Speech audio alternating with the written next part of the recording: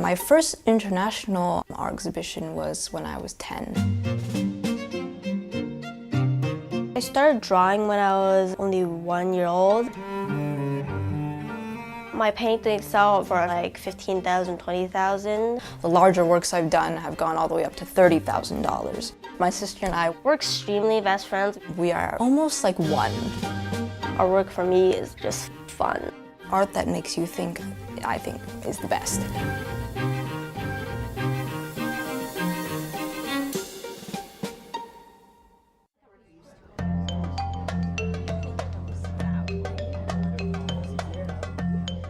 Today we've invited a select group of people to come to meet Zoe and Victoria.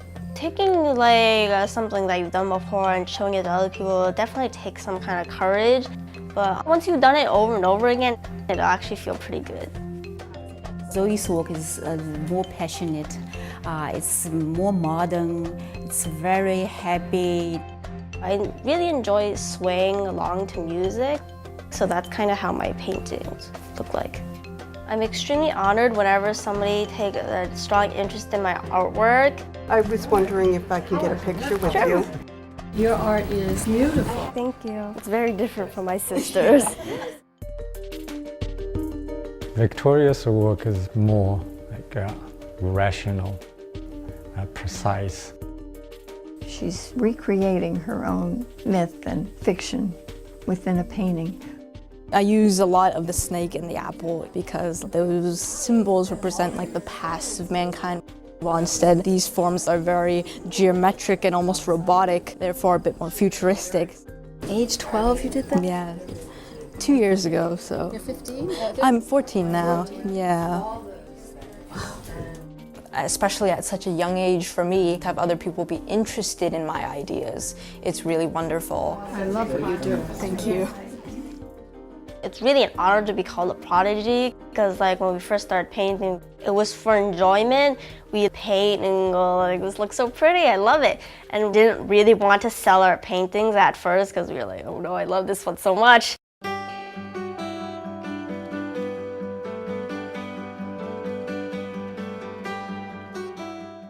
They seem to be really born with this kind of talent. It's probably more from your family side.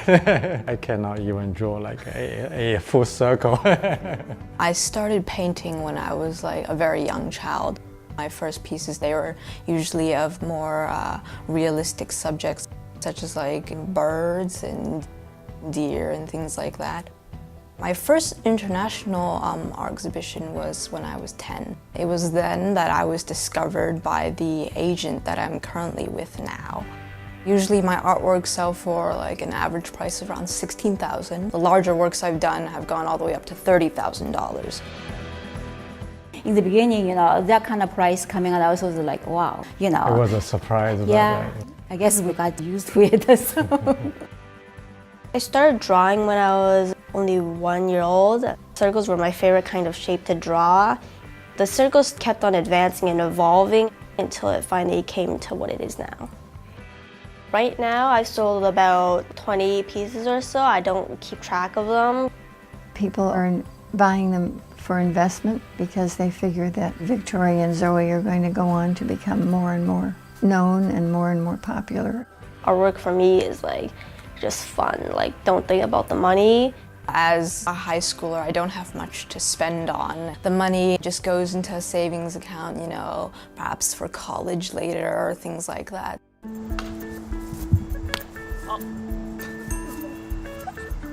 My sister and I, we are very close.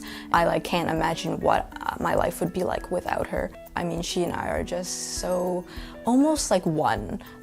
We're extremely best friends. We tell each other everything. If I don't tell somebody else something, I'd always go tell her.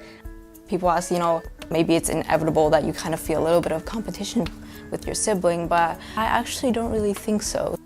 I feel like this kind of relationship I'm really blessed to have. I've been younger than my classmates for a very long time now. From first grade, I skipped to third grade. I've always liked being around older people. When I was around kids my own age, sometimes I felt a bit like kind of alien. They're still, children. I still want them to be like a normal kid and, socialize with the friends at school. Right now I'm working on a rendition of one of Michelangelo's sculptures called Dying Slave. Basically, I've just taken a portion of the sculpture and put it onto a 2D canvas. Some people might think death could be like agonizing.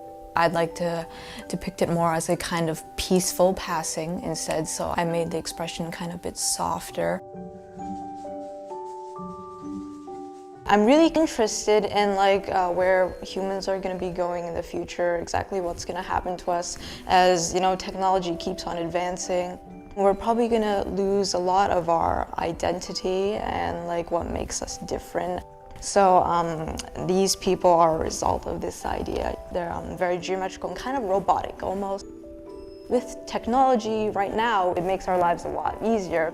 But there's always consequences to that. So whether it's good or bad, I can't say.